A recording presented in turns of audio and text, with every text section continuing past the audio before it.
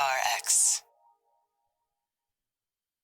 Friends beyond the binary, ladies and gentlemen, boys and girls, it's time for the podcaster who just had well, first I was saying the name of one of the characters on this show, or later we're going to be talking about the Mandalorian. And I was trying to say it in a fun way just to get ready to record. And then I realized it sounded like a jingle, a 2-word jingle from a 90s deodorant. And so a lot of you won't know the jingle or the deodorant. I don't know, the deodorant may still be around. But that's the kind of podcast you're tuning into. If you're new, this is a sleep podcast. This is Sleep With Me, the podcast that puts you to sleep. But I'm here to keep you company because you deserve a good night's sleep, to take your mind off of stuff, because I've been there and a lot of other listeners have been there too. I just want to help. This show is not for everybody, but it does take a couple tries to get used to. So give it a few tries, see how it goes. If you already know the show isn't for you, or later you decide, sleepwithmepodcast.com/no thank you has other sleep podcasts and stuff on there, but I really hope I can help you fall asleep because you deserve a good night's sleep. Your life will be better, right? And I know it's not easy in the deep, dark night. So I'm here to help, to keep you company so that you could drift off. Coming up are structurally what to expect. We've got support. That's how the podcast comes out. Free twice a week. Then a long meandering intro, which is separate from the support, meant to ease you into bedtime. And then we'll be talking about the Mandalorian Season 3, Episode 4, which is 16 plus 4, 17, 18, 19, 20. 20, holy. Probably could be Chapter 20. But yeah, because I said, like I had a couple things. It goes, I don't normally sing in the podcast, but it's early enough. And this isn't really singing. I said, by Grogu. And then I said, baby, maybe I said, baby Grogu. Grogu and Grogu. So tonight, that's just what's in my head. I said, okay, we're going to go downstairs. We're going to record the opening and I said, okay, well, I guess. And then Grogu popped in my head and I said, maybe that's what I said. I'm Grogu. And I'm here to take your mind off stuff and keep you company. Thanks so much for coming by. And these sponsors are what enable us to do this for free twice a week. Hey, everybody. I just wanted you to know that Sleep With Me is a part of the Pro-Democracy Podcast Coalition. It's a group of podcast hosts and producers who care about the future of American democracy, and it's nonpartisan. I know this year isn't a presidential election year, even a midterm year, but 2023 is anything but an off year when it comes to fighting for a political system that's open and fair to all. If you turn on the news or you see what's happening around the country at the state level, you recognize things are as pressing as ever. And for the past year, we've partnered with a nonpartisan anti-corruption organization, Represent Us, to give you, our listeners, the tools to pass strong anti-corruption laws from coast to coast. And those laws put power back in the hands of the people where it belongs. And that helps everybody. And that creates a place where things like Sleep With Me can exist. So let's get to it. There's still work to do. Visit represent.us/pod to learn more about how you can help. That's representus.us/pod, represent.us/pod.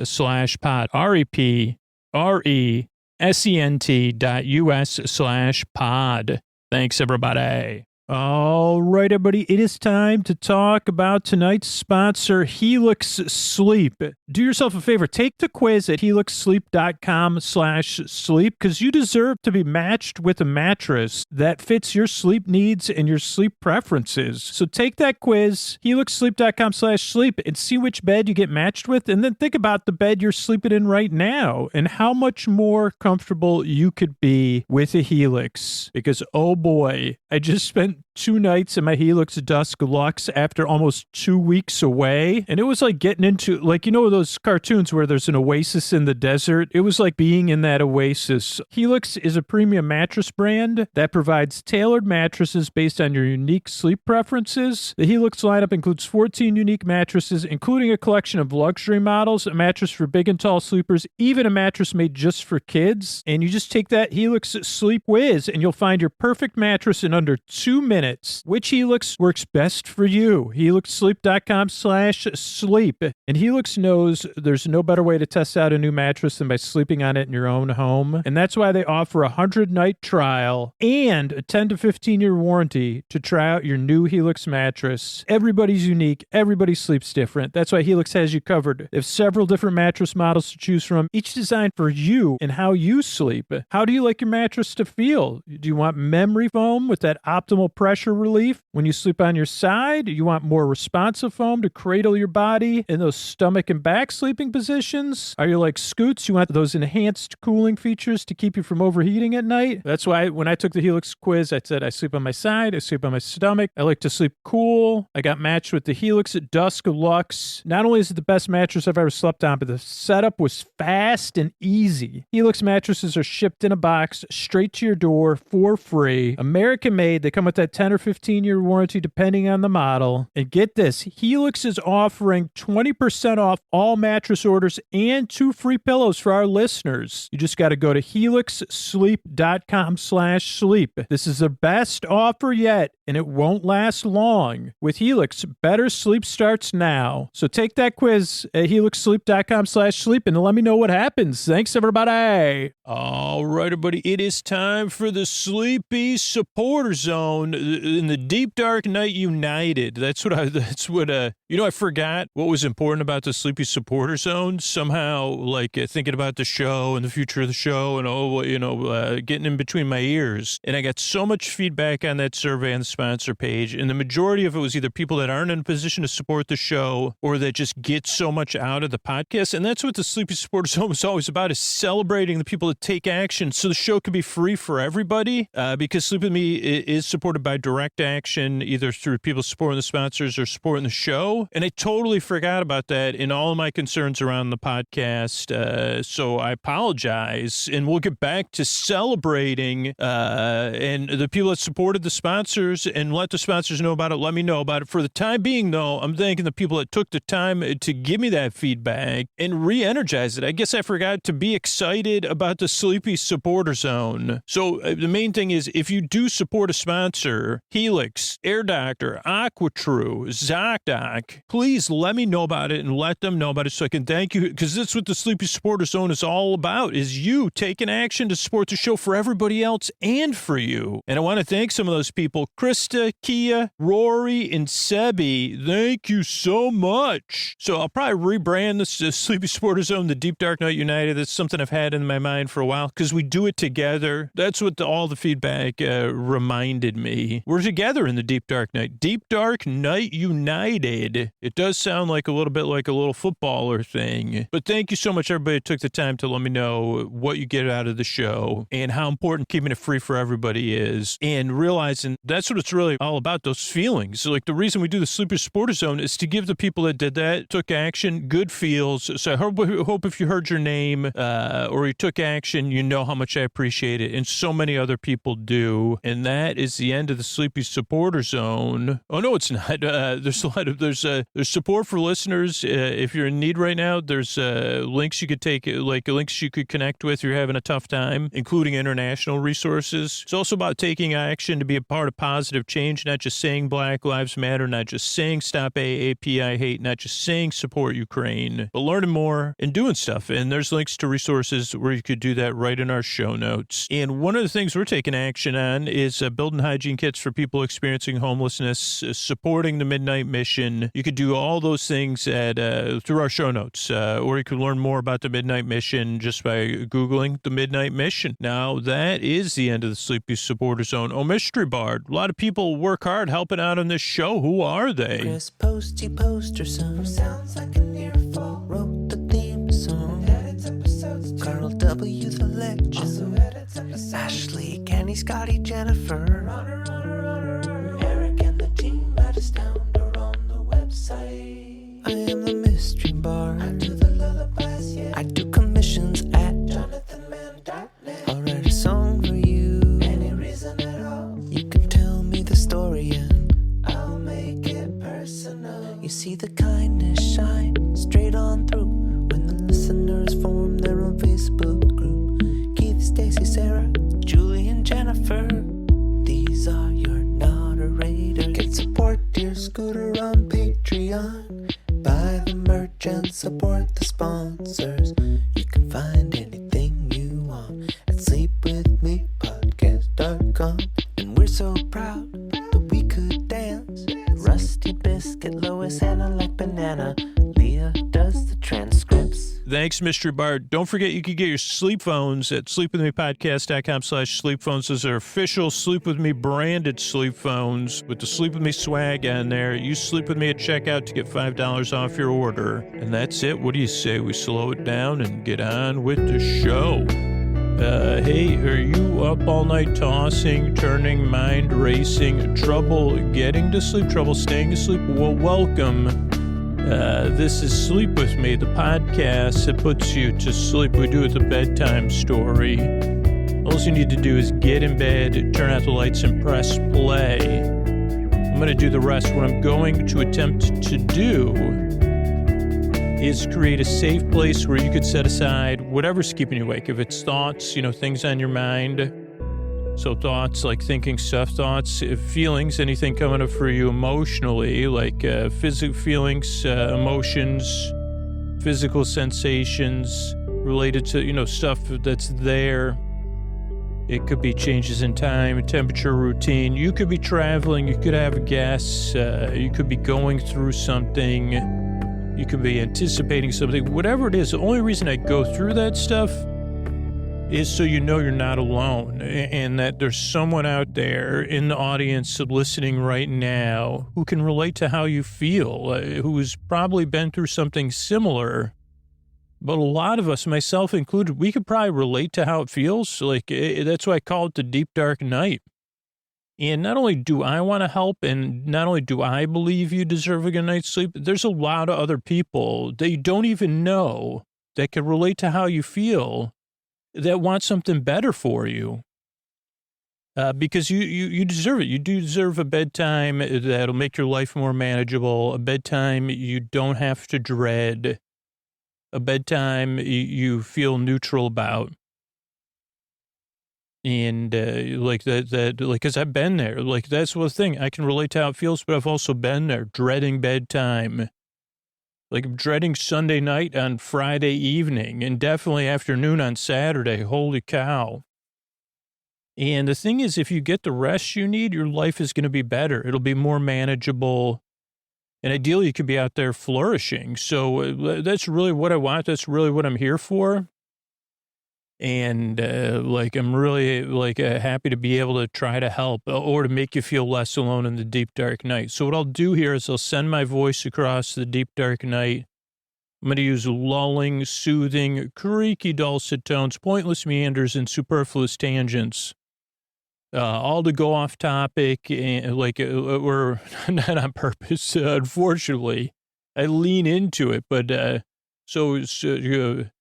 superfluous tangents and pointless meanders just mean that I go off topic and then I get mixed up. Then I try to remember what I was talking about. Then I say, wait a second, what was I talking about? And it's wild. And then what is it? Creaky dulcet tones. It just means my voice is not traditionally soothing. But really, I'm here to keep you company. This is a podcast you don't really listen to. You could listen to it at a low mumble.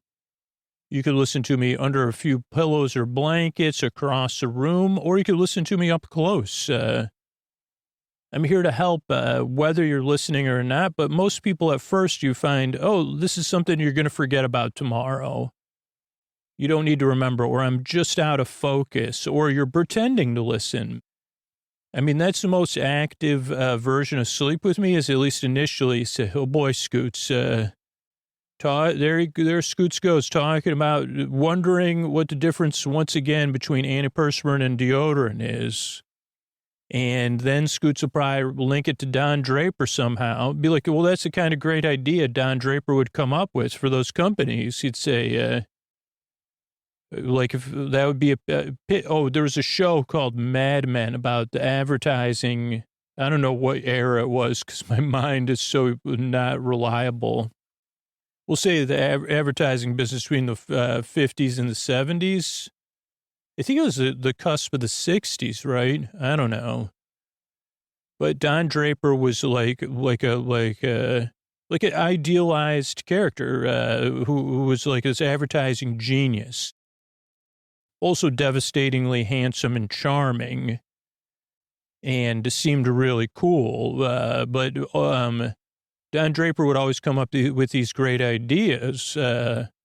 Again, one part of my brain wants to point out to me that Don Draper's fictional, but most of my value system's based on fictional characters. I mean, what can I do? I say, it's not, I don't even say WWDD because I'm not, I know I'm no Don Draper. Another thing, my Nana would say, don't even worry. She says, I don't even know Don Draper, but you're no Don Draper. More drip Draper. And I say, thanks, Nana. What about Don Dripper? She says, probably. So, but Don Draper would come up to, he'd be like, okay, so we have a new deodorant client coming in. You may be thinking, I thought I tuned in for a sleep podcast. Is this a Mad Men rewatch? No, just more of a Mad Men speculative tangent show. But Don Draper would say, okay, so we've got so deodorant, we've got 5 companies making deodorant. Makes you smell better. You've tried aerosols, you tried those rollerballs. But what is really the issue here? Sweat, perspiring. And we've decided, and they said, but no one wants to hear about sweat, Don. Oh, I know. This is why I'm unveiling our new campaign. It's Peggy's idea, actually. And, then I plussed it, but it's called perspirant. And is this something everybody, maybe it was like, there would be like a sequence where Peggy was looking out the window at some protesters saying they're anti-something. And then her and Don talk about it later. I don't know, something like that. So, this is a sleep podcast that you don't really listen to. Obviously, you say, hon, what was Scoots talking about last night? Was he talking about his favorite appearance? No, I don't know. Was he talking about Peggy Sue? No, I don't think so. Was he talking about orange juice again? No, but I think he was he was talking about drapery. I think he was talking about deodorant for drapery. I can't remember. I just slept so good. So that's how the show works. So you don't really listen to me. You say, I don't know what you're talking about, Scoots, but okay. So you just barely listen to me. Also, the show doesn't put you to sleep. I'm here to keep you company while you fall asleep, not to put you to sleep, to be your friend in the deep, dark night, to be your boar friend, your boar bae, your boar sib, your boar bud, your boar bestie, your neighbor, your boar burr, to take your mind off stuff, to be here for you while you fall asleep. There's no pressure to fall asleep. That's why the shows are over an hour. Because you have plenty of time. I'll be here and you can listen to episode after episode after episode. There's people listening who can't sleep or that need a break during the day, and I'm here for them and I'm here for you. Whether you're listening or not, I'm here to tell you a story and talk about the Mandalorian. Eventually, yes, eventually, Nana. Eventually we'll talk about the Mandalorian. Barely. You're right, Nana. So right. But yeah, a lot of times I'll go off topic and get mixed up, because that's what works. And if you're here and you're doubtful or you're skeptical or you're like, what is this show? That's a sensible way to get to this podcast. This podcast contains very little sensible things. And if you're like me and a lot of other listeners, you probably tried a bunch of other stuff. You've probably gotten a ton of advice about why you can't sleep or what you should do. Maybe you spent a lot of money on different things.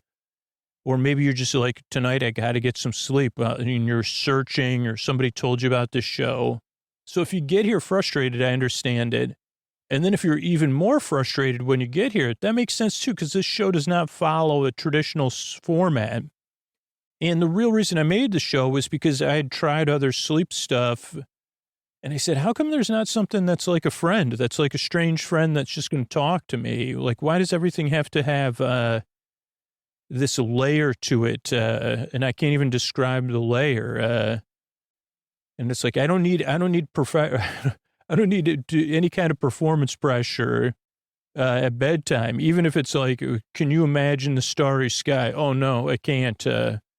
Listen to the soothing sound of the crickets. And I'd be like, well, normally the crickets would soothe me, but since you said that, I'm supposed to listen to, well, if I have to listen to them, it's not soothing. That's kind of like work. Also, usually I'm more, yeah. So that's why I started making the show 2013. And what was my point even? Don't listen. But at first when you get here, this show, it can be very disorienting. You're like, I thought this was going to be relaxing. Or when does the sleepy stuff start? And a lot of regular listeners are kind of guffawing because they say, oh, it already started. It's already been brought in. And it's been brought in nowhere. Scoots is always bringing nothing. Yep, for sure. And so so give the show a few tries. I guess that's what I was saying. Like, I think I've heard from a million people that said, hey, I didn't like the podcast or it didn't work on the first couple tries. Oh, and then I realized, oh, it's always never working. He was serious when he said it's always never been brought in. And he's always never bringing it, but he is, but it's in that sense, it's being brought, but it's been brung. It's already been brung, so I don't need to brought it. Yeah, if you're confused, so am I. So, that's that. The show you don't listen to, no pressure to fall asleep. You don't like it on your first try. Structurally, it's very different too.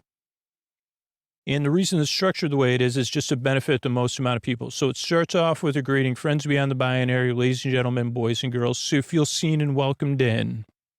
And it gives you a kind of sense that I'm a little bit different and strange. You say, oh, okay, that person remembers jingles I've never heard. He likes to make jingles with Grogu's name.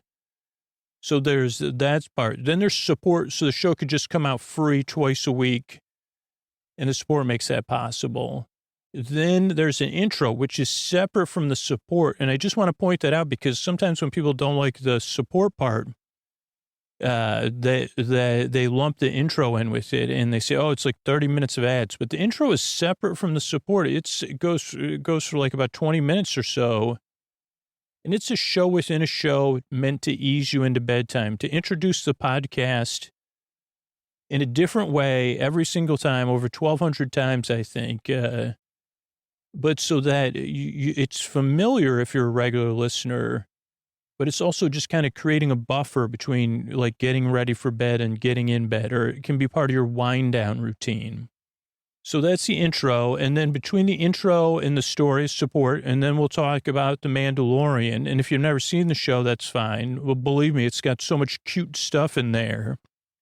Including the cutest game of paintball ever, not even paintball. Wrist painting or something. I don't know. So, that's the structure of the show. That's why I make the show. I'm really glad you're here. Really, I really hope I can help you because I've been there. And if you're listening now and you already know this isn't the podcast for you, there is a website, sleepwithmepodcast.com/no thank you. It has other sleepy stuff on there and stuff like that. You could check that out, but give the show a few tries, see how it goes. I'm glad you're here. I work really hard at Your Night of Strive, and I really hope I can help you fall asleep. Thanks for coming by. And here's a couple of ways I'm able to do it for you for free twice a week. Sleep With Me is brought to you by Progressive. Most of you aren't just listening right now. You're driving, cleaning, and even exercising. But what if you could be saving money by switching to Progressive? Drivers who save by switching save nearly $700 on average. And auto customers qualify for an average of 7 discounts. Multitask right now. Quote today at Progressive.com. Progressive Casualty Insurance Company and Affiliates. National average 12-month savings of $698 by new customers surveyed who saved with Progressive between June 2021 and May 2022. Potential savings will vary. Discounts not available in all states and situations. All right, everybody, it's time to talk about tonight's sponsor, ZocDoc. And have you ever gone to a doctor's appointment and felt like you're like getting in the way of their day? Like you're not the most important person there. You thought you'd be the center of the attention, and the doctor's like, "Yeah, I got other things I got to deal with. What do you need?" Like instead of listening to you intently, checking in on how you're feeling, try to make you comfortable, and then get to the bottom of stuff, the doctor's checking their watch. Well, on ZocDoc, you can find quality doctors who focus on you, listen to you, and prioritize your care. ZocDoc is the only free app that lets you find and book doctors who are patient-reviewed, take your insurance, and are available when you need them, and treat almost every condition under the sun. And I love those patient reviews on ZocDoc. By the way, ZocDoc's a free app. Did I mention that? You don't have to be searching the internet, looking up, are these trusted reviews? Are these patients reviewing the doctor? With ZocDoc, you have a trusted guide to connect you to your favorite doctor you just haven't met yet. Millions of people use ZocDoc's free app and book a doctor in their neighborhood who is patient-reviewed and fits their needs and schedule just right. And it's so easy. You just open your phone right now. You go to ZocDoc.com/sleep and download the ZocDoc app for free. Then find and book a top-rated doctor today. Many are available within 24 hours. That's ZocDoc.com/sleep. ZocDoc.com/sleep. Get over there. Get that app downloaded and let me know about it. Thanks, everybody. Hey, everybody, Scoots here. We're here with another episode of the Mandaborian and Mandalorian. And I'm just trying to find, as usual, I'm only semi-prepared. It's just because we share an iPad around these parts. But now I'm having trouble typing it in. Load up the old plus, as they say, as like I always say, but no one says it. Get on that plus. I think people do say it, but not giggling because it just sounds so. It sounds, for a company that espouses synergy. I mean, well, let's not get into the synergy. I mean, I'm just saying because eventually I will probably have some of the snacks from last episode around, but whoa, boy, whoa, that's not the episode we want. Slow down. I was trying to delete that download. Okay, no, we don't need that download. Dismiss. Remove download. Thank you. Okay, so this is downloading The Foundling, Chapter 20, Season 3, Episode 4, Chapter 20, The Foundling. Once again, another layered title. And I've listened, this series hasn't started coming out yet when I'm recording these. I try to get ideally there's 8 episodes done before they come out. That won't be the case with Mandalorian, but I do have another series, like a bunch of episodes in the hopper there. But I was listening to the apostate, and I said, I may be wrong. My speculations may be wrong. But I don't know. This episode definitely sets some things that could be. I mean, that's the beauty of this show or well done shows like this. Is things have been set in motion, but we don't necessarily know where the motion, which direction they'll end up going. And but the foundling definitely has. So I said, okay, the apostate probably does have more than one meaning. The convert definitely probably has. Well. Maybe not on the. Oh no, yeah, 2. We have 2 converts, possibly 3 in the episode. The convert, the foundling, definitely. I mean, there's a bunch of foundlings there, but there's 2 that are in the course of the story, and then they put what do they call it? Put something on it, not a ring on it, but kind of 3 rings on it for fun. And I don't know, the phrase "return to your roots" just popped in my head. But I was thinking the Minds of Mandalore, that I said, does that, that's like when I listen and I go back, I say, oh, that was a missed tangent. But I didn't know what other episodes of the season would be called at that point, because I could have searched for more than one Mind of Mandalore, right? And I mean, they're mining Mando, well, I guess it's multiple, but they go below, the living waters are below the mines of Mandalore. I don't know. Um, okay, yeah, let's get this going, huh? All right, subtitles are on. One of the interesting things, that I think it's the plus, that, when you're logged in, well, again, I'm not positive of this, but I want to compliment it, but it could be another app. And I don't know if I like it or not, but I do say that's a good feature is when you turn on closed captioning on one device and then you go to a different device, the closed captioning's on. And I say that's a thoughtful feature. Actually, believe it or not, as speaking of ill prepared, I have the wrong notebook here. I have the notebook for Make Great Pets, episode 9. Let's see. We'll just look. This is, we've got time. Episode 11 and episode 9. Maybe those are the only two. That's almost a whole notebook, eh? But yeah, that's episode 11, Ant Farm. And episode 9 is still pending. I'm recording that tomorrow. All right, we'll be back here. And I mean, you won't notice a difference, but I'm going to go get my notebook and be back. It's funny because my notebook is green, so in the Make Great Pets episode is like a paper color. What do you call that? Not brown, but that like I don't know. I guess it's a light brown paper. Also, this episode is directed by Carl Weathers, and I didn't find that out till the end of the first watch, and then I didn't remember it again. But I just think that is cool, and it's really revealing about Carl Weathers because this is a very, the episode has a couple different. You have to look back at what other episodes Carl Weathers has directed, but just thinking about the threads in this episode, yeah. So anyway, this episode's called The Foundling, and it opens with a flashback, and yeah, let's start it.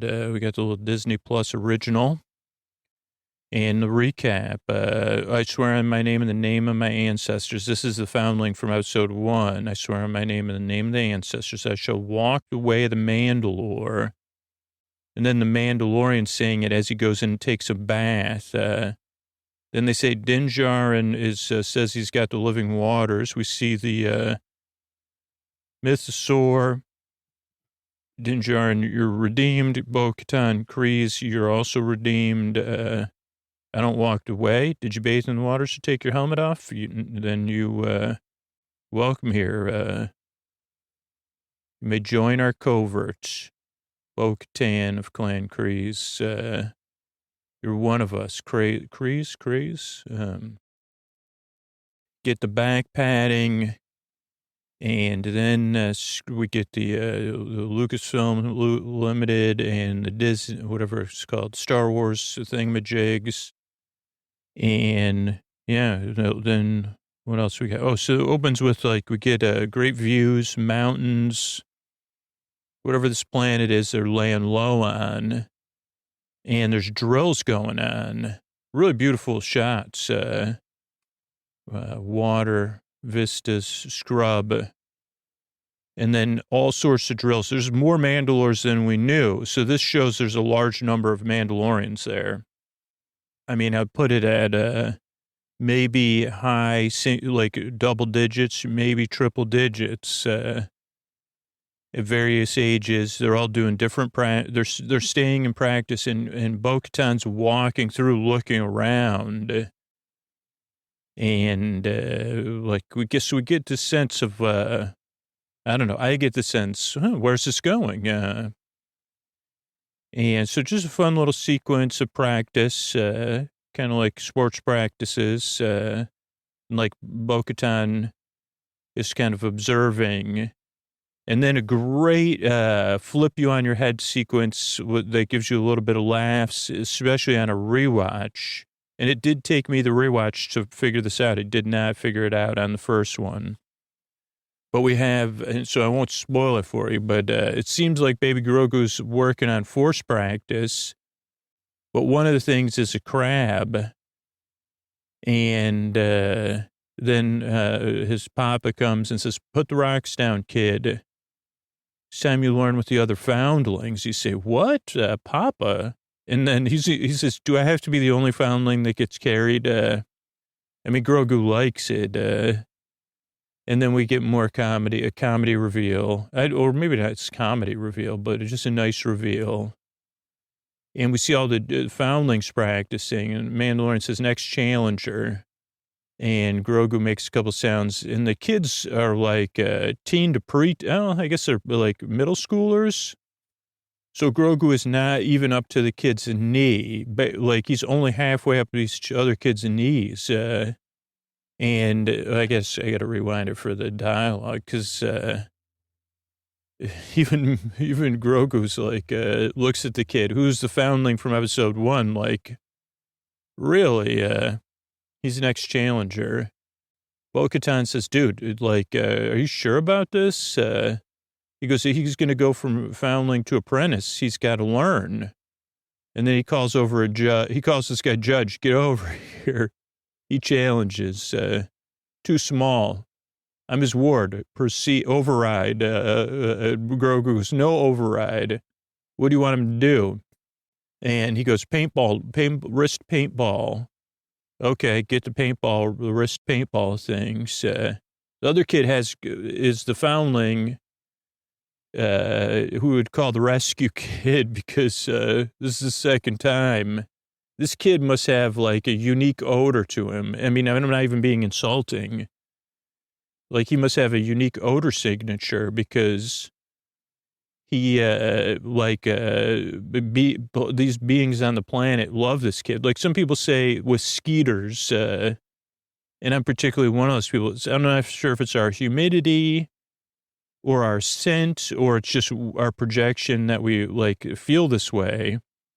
But that we attract more skeeters to kiss us with their loving embrace than other people. And if you did a study, this kid, I mean, he's 2 for 2. And in some sense, 3 for 3, if you really think about if his scent lingers. Like kind of like a dog can smell stuff. I'm not talking about an overwhelming smell, like more of his essence. But he's got his arms crossed. And this is a good sequence too. He says, because that kid doesn't even have a helmet. Yeah. He's too young to speak to Creed, so he can't wear a helmet. And he's too young to deal with me, man. And Grogu says, you right? Mandalorian says, one does not speak unless one knows. Isn't that the Creed? Is that what it is? Let me rewatch it again. He's too young to fight. He's too young to dance. One does not speak unless one knows. Is that not the Creed? The kid says, well, I know. And then the Mandalorian says, perhaps this is a lesson for you then. So again, pretty open-minded but assertive, everybody in the world of Mandalorians. They let people learn their own thing. Say this is a Creed, but we'll see. And the Mandalorian's also very confident in Grogu. And then we see Bo-Katan's caring side because she sets him up. She goes, my dad was the same way. He's just proud of you. You're going to do great. And Grogu goes, okay, what am I into? But, and so they each have 3 paintballs that they shoot out of the wrist, kind of like web slingers. And each hits at one point, but it's got to be visible. Highest score wins. They don't say what they would do in case of a tie. The Mandalorian says, squeeze your wrist to launch him. Bo-Katan goes, he's never done this before? And he goes, he's got this, trust me. So then there's a little showdown.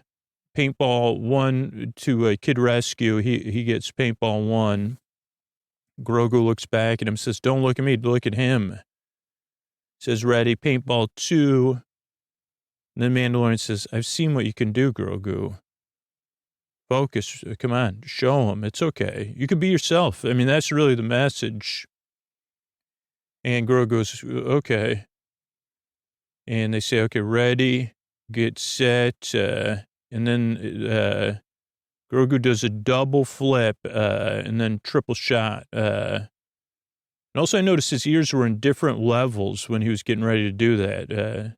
And Bo-Katan goes, did you teach him that? Not me. And then the other Mandalorian who's like the one who's a little bit on their case, he says to the kid, one does not speak unless one knows, dude. Then the kid goes off by the water. Here's the thing. If you're at that covert and you're a kid, don't go down to the edge of the water by yourself.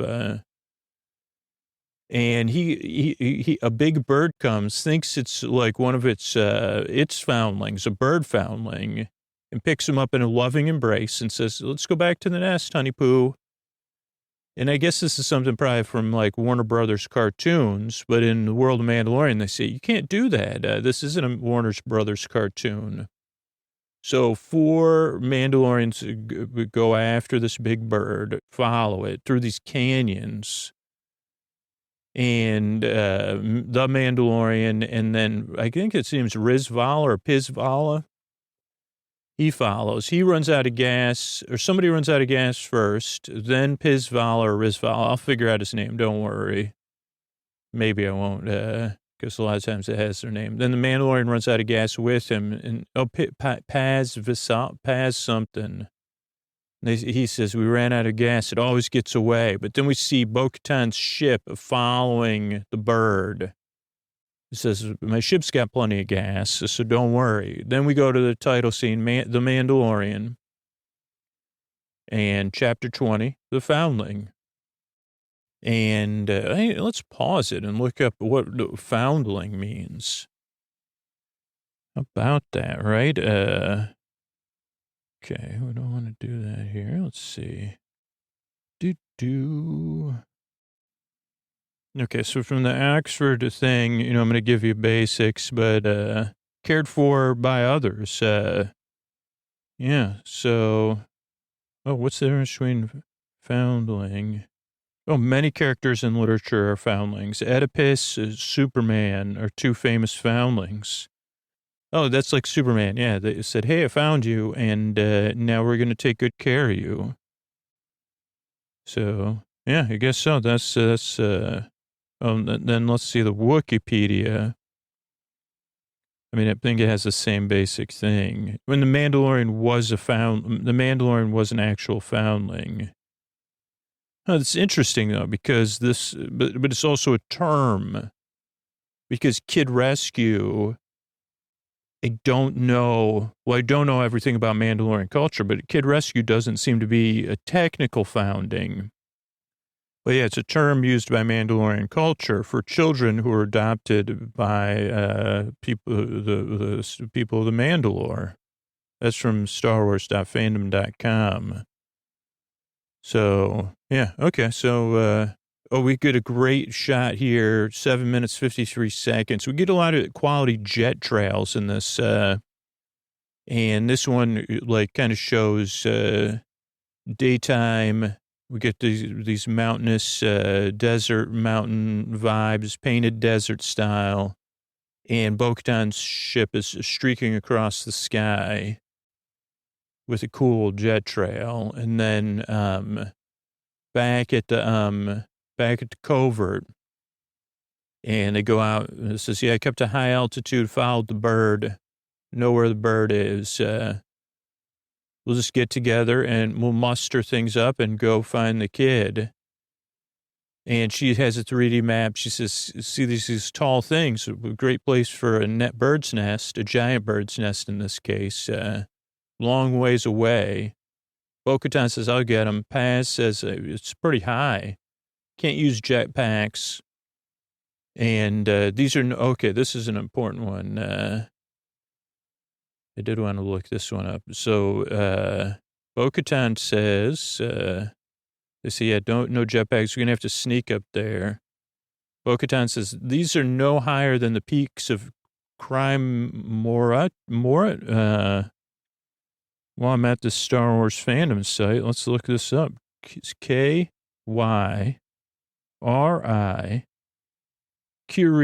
Curie Morat, or something.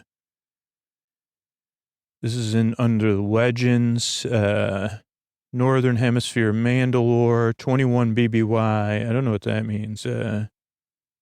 And that was a stronghold, Northern Hemisphere of the Outer Rim world of Mandalore, where a dwelling was there.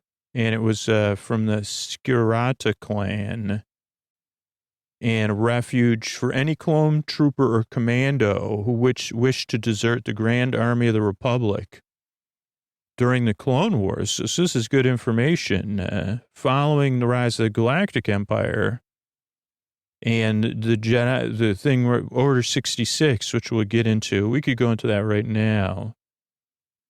They took clone deserters from the new Imperial Army, as well as a small number of refuge Jedi who wanted to avoid the Empire. And it's in the forests, fringed by trees, wide lake, trading post town nearby. Main building was circular, submerged in the ground, grass roof, gave it camouflage from the air. Narrow windows, wood panels. This is seriously detailed. Number of readouts. Had a big central room, main living room, armory, obviously, need an armor, fully stocked kitchen, dining area. Everything you'd need. Designed to be secluded and hidden. Possessed a hangar to store ships. It was mostly self-sufficient, growing most of its food. But in the early weeks of the Galactic Empire's reign, it was not enough, and they had to purchase supplies from the outside. And history-wise, construction began in 21 BBY. Skiriata. And let's see, I'm just trying to skip. So I guess this is in a couple different books and stuff. Trying to think. Okay, then after 66, there was the 501st Legion trying to deal with stuff. Somebody came and hid out there. And as a Republic transformed into the Galactic Empire under Palpatine, they welcomed former clone commanders. I don't see anything about behind the scenes. Maybe this is so fresh. It doesn't even have any references in Mandalorian yet. But let's do Order 66 now, just while I have this open, if I could find it. Because there's going to be this sequence coming soon with Grogu. And while we're doing research, might as well do some research coming up. Okay, Order 66. Now this, okay, so I do have a little small tangent about this. So this happened in the third Clone Protocol 66. It was a contingency order for the clone troopers of the Republic that they had to obey without question. And it said that all Jedis were not friends of the Republic, and they need to become Force members of the Force, ethereal Force only, in another dimension. That's Palpatine's plan. And so that was like they said, because Palpatine obviously didn't want to have to deal with any Jedi. And initially, all we knew was that Obi-Wan and Yoda were the only Jedis around, and they were hiding out. And then Luke and Leia were Force sensitive. And there's a lot here, but I was just trying to think what else we need to know. So we see some of this play out later in the episode, which is surprising. Oh, but I guess like when, I don't know when I had heard about this Order 66, but it was like, I had thought like just Darth Vader I thought it like wasn't so in the movie and in all the stuff that's written about it. It was just something that happened. It was coordinated across the universe or whatever at one time to say, okay, let's take all the Jedi. They don't work for us anymore. And we'll ask them to retire. And that was successful. It was led by Palpatine and Darth Vader or whatever his name is, Anakin Skywalker. I guess he wasn't Darth Vader yet. But I saw it like before leading up to these movies or maybe during when the first the prequels came out. I kind of imagined it like almost like a Darth Vader show, or that would be the last movie or another movie where it was just Darth Vader and a team of other heavies like going around and helping Jedis retire and saying, hey, let me help you get set up here on an off-world here with some nice stuff.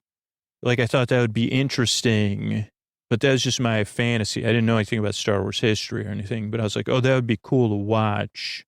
Not enjoyable, but anyway, so that's not what happened. And I don't know a lot about this because I didn't see the Obi-Wan show. So, I mean, at some point I'll probably watch it. Okay, so anyway, they're going through the planning. Let's get back to the episode, huh? And talking the foothills, we're going to climb up just like I used to at this other place. Paz and Shrek Hawk, the training team will go with you, and the Mandalorian. We'll get some lariats. I have to keep quiet. Birds can hear stuff. Then Grogu watches them take off, and the armorer says, yeah, you can't go with them. You're too young. And there's much work to do, though. Come with me, Grogu. All in good time. Come, Grogu. If you wish to become a Mandalorian, there's much work to attend to. So this is new stuff, this whole episode, this part of the Foundling. So Grogu follows the armorer into the armory. And we actually get some POV Grogu shots. Grogu's looking around. The armor's at the forge. It's basically like, have a seat. It's time to talk in metaphor and directly. So she starts heating up a bowl of metal. Grogu sits down at a table, which obviously is prepared because it's the right height, the chair. Says, this is the forge. It's time for not just a metaphor, but part of it. The heart of Mandalorian culture, where we shape Mandalorian steel, we shape ourselves as we do that. Or that's your metaphor, Scoots. Grogu watches. We begin as raw ore. Oh boy, I've been raw as ore before. And then we refine ourselves through trial and adversity. Isn't that the truth? Grogu's watching. Grogu's ears are moving. And then we go to the thing with the pound stuff and checking out a breastplate and stuff. And the forge can reveal things as it pounds, reveal weaknesses. This is the part where they hammer, the hammering part of metalsmithing. So the hammering begins. Grogu's ears are moving. Grogu looks down and then has a flashback to the Jedi Temple. This whole Order 66 playing out. Ends up Grogu was a part of it. And there's lightsabers. There's 4 different ones. I'm not sure if these are Jedi. I guess these are Jedi, but they're outnumbered. They're trying to help everybody get away, but there's like clone troopers everywhere. Grogu is in his floating pram already, or a different one, and gets on an elevator. Gets there. Grogu's holding a blankie, so even younger than. I don't know. I guess I get the timeline mixed up. I meant to look that up, but I don't know if we will. But Grogu goes down, and then a Jedi's waiting for him. He says, everything's going to be all right, kid. He grabs, so he goes double saber. I think this is Kellen Beck, but then more troopers come. First, it's 4-on-1, but it's a Jedi, so he doesn't have too much trouble with those 4. And they have like a speeder bike with a sidecar. So he's like, get in, Grogu. And then more troopers start coming. But again, it's like 3 or 4 more. He's pretty skilled. Then another group comes, maybe 5 or 6 or 7. So he says, let's bail. They take off on the speeder bike. We see the Jedi temple's not doing great. We're on Coruscant. because we see the city, which was nice that we had last episode because we touch on some of the same locations. But there's like a clone ship in pursuit. Again, I think this guy's name is Kellen Beck, so that's just what I'm going to say, because he's driving. He's trying to keep Grogu safe, but they've damaged the speeder bike. Luckily, they didn't separate the thing. And they do diving, and then they even go through one of the tunnels the train went through. We see skyscrapers, we see a platform, and maybe even the same train station, because they go through, and Grogu goes in and out of hiding in his like a sealed up capsule. And he's even like, "What are you doing, man? Like you're doing like a little like speed game." But the Jedi knows what he's doing. So he goes through a train station. They lose the Jedi ship. We see Mount Lollipop or whatever in the square. And then he takes off. This happened. This must be before in between the first three movies. Oh, at the end of the first three movies, movie 3, Rise of the Sith, right? Okay, then they land at a platform with a ship on it. And again, I've been reading. I was like, is that the Heart of Gold? Like it just even though it's silver, there's this sweet ship there. And they go, how many others you got? And they go, no others. Then more clones show up. So he meets up with this other team, the Jedi, and they say, hey, you take the kid and go. So they get in this super sweet silver ship, and they get ready to take off. Then there's more clone, like TIE fighter type things. They come in.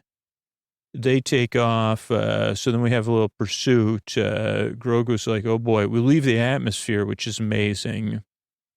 I don't know if somebody on the show is like a fan of aircraft, because it really gets some cool stuff. And they go into hyperspace, and then Grogu's kind of in two places at once, going from that event to hyperspace, ears down to back to the forge flashing. Now there's actual hammering going on with the armorer. So she's actually hammering stuff out and then putting it in water and sealing or sizzling and doing some whatever fusing. And it says ancient tradition, you donate a small portion of what you earn to your foundlings, Beskar. Those scraps of Beskar I used to form your next piece of armor. And she's got this round thing. It's got some sort of microchips in it.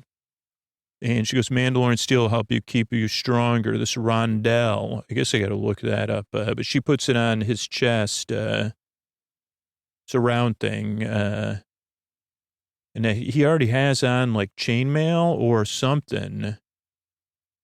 Yeah, it looks like he has a chainmail or some sort of vest. Then we get Bo-Katan's ship coming into land at the kind of rally point or wherever they're planning on stuff. Ship lands, everybody comes out. Trying to think of the order here. I thought the order was interesting. Oh yeah, Bo-Katan's in the lead. Clearly the leader. Then Riz or Viz, Mando, and the rest of the team. Maybe 4 other. 1, 2, 3, 4, 5, 6, 7 Mandalorians total. Not jumping on the bed though. 7 Mandalorians jumping on the bed. One fell off and almost lost their helmet, so they had to go leave the bed and put it on. Then it's evening. They find an area to camp in. They say, yeah, let's get to it in the morning. This is a good spot to hang for the night. They even look up the tower they're going to have to climb, Rock Tower. Bo-Katan even has a 3D map. It's up there under, we'll hide out down here, sleep, climb at first light. All right, let's Paz. Oh, it's Paz, not Piz or Viz. Paz says, let's make camp. Then we go to a campfire. There's starry sky with a moon. They're sitting around the campfire. Somebody was making dinner, though. They start to hand out dinners, box dinners. And Bo-Katan asks the Mandalorian, how do you eat with everybody? And he goes, oh, no, everybody goes off on their own and eats by themselves. That way you can take your helmet off. Oh, okay.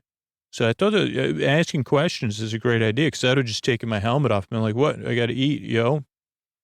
And then Paz says, to Bo-Katan, you're the leader, so you get to eat by the fire. This is the way. And again, really good body performance because, I feel like able to kind of show. I don't know. I just like the experience. Then Bo-Katan's helmet comes off. She looks around again to see if anybody can see. Starts eating thoughtfully. Then it's the next day. They're cleaning up a camp. They're all taking knee. She went over the plan. Okay, we'll just go up there. We'll get the kid and take off. No problems. Just like in the cartoons, we got to do it stealth. No jetpacks because it'll wake the bird up or call the bird back. And it is a bird's nest, so please be respectful of it. Then they do some rock climbing, which is handy when you have, it must be hard because the armor's not light and the other stuff they're carrying. So I don't know if they have mechanical assists. I can't remember. I think they do because the Mandalorian did, but they have those wrist ropes. And I guess, yeah, they must automatically retract. So they're all climbing and doing a good job. Picturesque. You get a couple shots of the background. It's like a Grand Canyon-esque area. And eventually, more climbing, more great views. I don't know what is digital and what's real because, but it looks great. I mean, just the time they took to have stuff in the background really adds to it. Something you wouldn't normally notice if it was missing, but you'd notice on some other level, I think. So anyway, then Bo-Katan's like, okay, let's keep it on the down low. We're getting close. They're still climbing. Even the color of the sky. I don't know. Maybe it's just that I get to make this podcast, so it helps me appreciate this stuff that I miss in normal life. But the clouds and stuff. Okay, so they get up. They see some leftover nesting materials. And they're then this giant bird's nest not sticks, but trunks almost. And they have to climb the bird's nest. We see one helmet that they've borrowed, I guess. This has happened before. The bird likes collecting armor, I guess. They say, let's find the kid. Mando does a thermal scan. Says, okay, I see something over there. Must be the kid. So then the dude passes. It's my son. So I'm running. They say, hold on, man. He starts yelling, Ragnar, Ragnar, Ragnar. Where are you? It ends up it's baby birds. And they are literally like, hey, do you have any worms, man? Then the mom comes and the mama bird is there. And luckily and then Riz or Paz, he tries to hide under some sticks. She coughs up, she's been held Ragnar in his warm embrace. And she says, here's a toy for you. And we didn't realize this, but it's like a toy for the kids to play with. But then the dad makes a move, makes a bird fly away with the kid and him.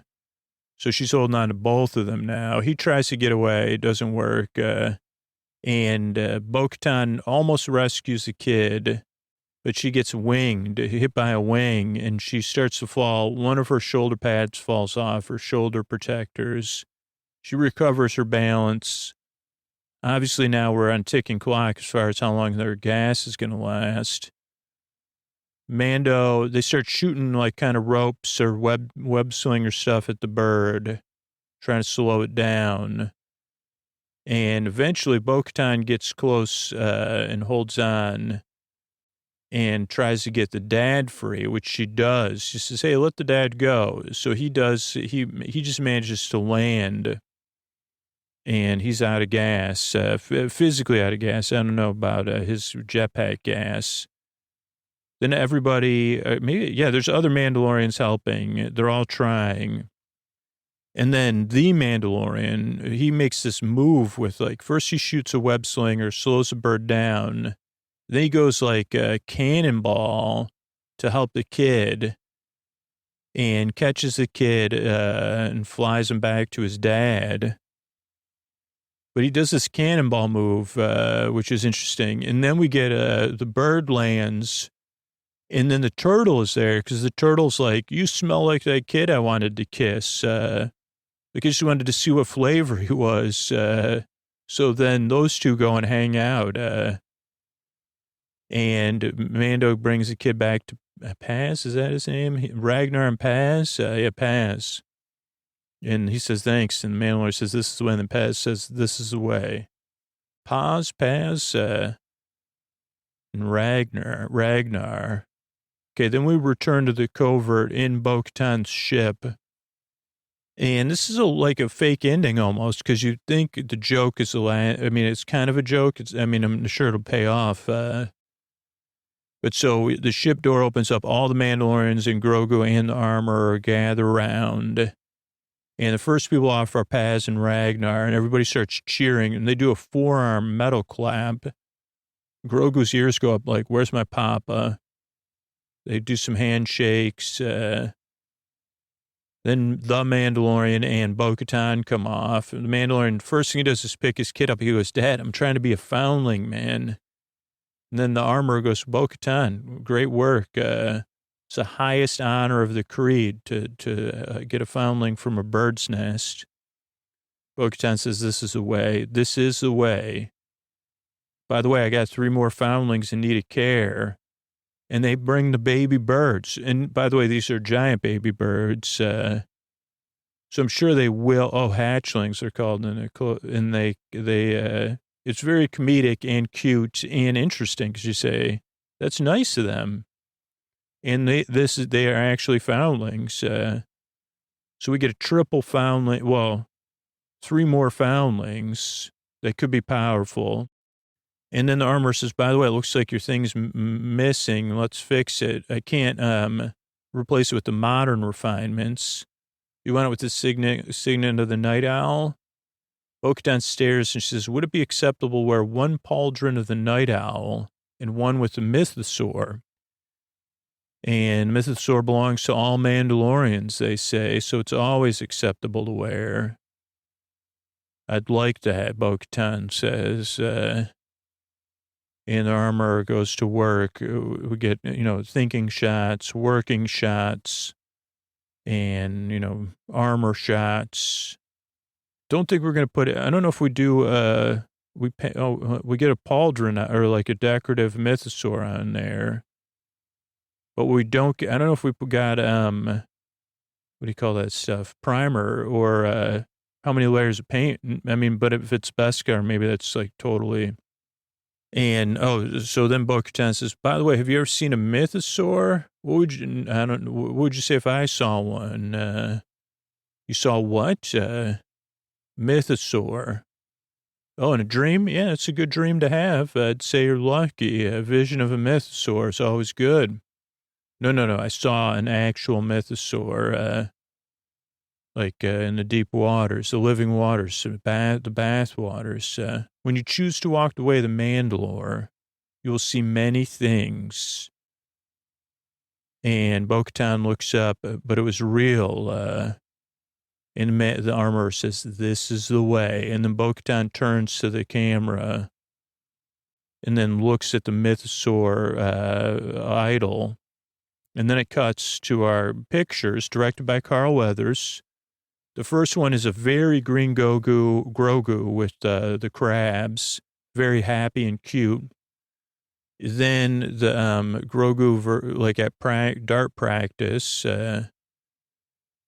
Then the bird up on a tower, everybody pointing at it. There's a big bird. Then the bird coming in, saying, that kid smells great. I don't know why. Then we have Grogu and some Jedi versus clone troopers. There's 13. Then we have the Jedi Temple, and they're having a bonfire there. Then we have the getaway in the speeder bike with a sidecar. Different speeder bike, though, more modern. Then we have the landing platform with the Heart of Silver ship, since it's not gold, even though I don't know if the Heart of Gold was gold. Then we have them, we have them getting away in actual outer space. Then we have sunset with the Mandalorians walking in the mountains. Then we have the campfire, and everybody's sitting around the campfire. Then we have the Mandalorians telling the bird, like, hey, let's, can we get this kid back? Not a toy for your children. Then we have the bird foundlings, or hatchling foundlings. And then that's it. That's the end of the episode. Well, let's see. Let me look up, what was I going to look up? You know what the biggest question is? Timeline of Mandalorian. Timeline. Oh, I must have Googled it before. Okay, let's see. What do we got? USA Today, Games Radar, Popverse, Nerdist, The Direct. I may have already tried to answer this this season. Okay, this one is from Star Wars Newsnet. So let's try to get this one. 2020, February 2020. Jon Favreau tries to clarify Mandalorian Book of Boba Fett timelines. I guess this one is says it's more confusing, so that's not going to help us. Okay, we're finding something. Here's Den of Geek. Okay, Den of Geek. When does the Mandalorian timeline take place on the Star Wars timeline? This is by Brianna Ahrens, March 16th, 2023. Okay, The Mandalorian introduces characters like Bo-Katan, Ashoka, and Luke Skywalker, and expands itself through its spin-offs. Things could get more confusing. Fortunately, there are some simple answers. The first season of Mandalorian is officially set 5 years after Return of the Jedi. So that's 9 ABY. 9 years after the Battle of Yavin and A New Hope. So, Battle of Yavin, I don't know, there's also a helpful visual guide. Yeah, that's not helpful because it's just, but so at that point, at this point in the timeline, the Empire is surrendered to the New Republic, and the successor government is formed by the Rebel Alliance a year after Jedi. And what's left of the Empire is still trying to rebuild or maintain its power in the Outer Rim. The New Republic's in charge of the galaxy. And we're about 30 years from away from the sequel trilogy. Oh, okay, that's with Rey and them. Oh, okay, so 30 years from that one. Means the New Republic, there's no First Order or anything. As far as what's happening with the Jedi at this point, as we learn, Leia tried to help them with training. Luke opens a school.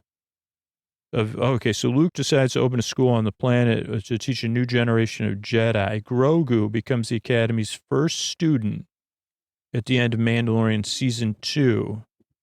Luke also meets, that's not a part of it. That'll be a part of another show.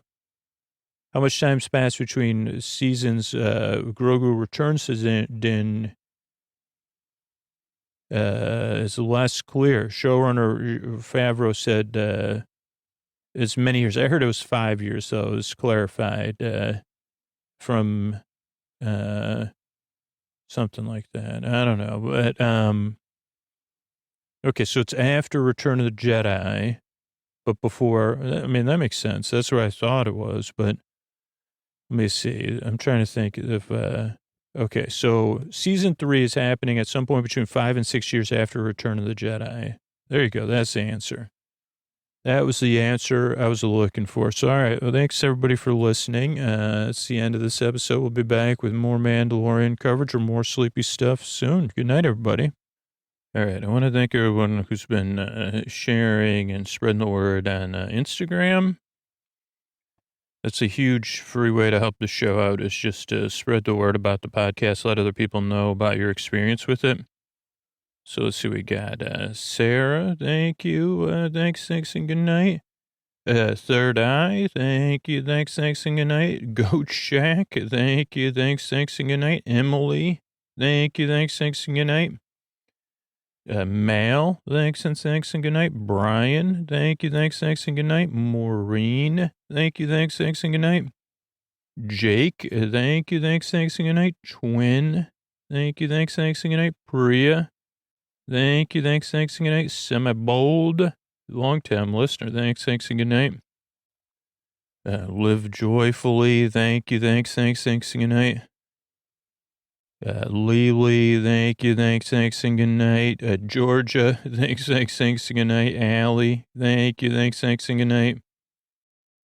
Tony, thank you, thanks, and good night.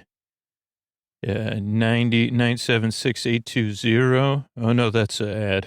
I wondered why it was that. Trace Bell, Spa, thanks, and good night. Melissa, thank you, thanks, and good night. Shelly, thanks, and good night. Pween, thanks, and good night. Rogan, thank you, thanks, and good night. Megan, thank you, thanks, and good night. Sloth, thank you, thanks, and good night. Another ad. What else we got? Trace Bell Spa has been definitely posting a lot, and gets a lot of jokes to the podcast. They're on Bond Street in Brooklyn. Let me see. Am I following them? I just started following them, so you could find them through my thing. If you're in Brooklyn, I think that's the end of our notifications there for now. But yeah, thanks everybody for spreading the word, supporting the show. Even if you do it one-on-one, or send a postcard or whatever it is, let me know about it so I can say thank you. Because I couldn't do it without listeners like you. Really appreciate it. And here's Scoots as a Tuck You In, either Scoots or a Tuck You In sponsor. That's what's helped us grow the archives over, it was 576. I can't even remember. I looked last week. But thanks and good night, everybody.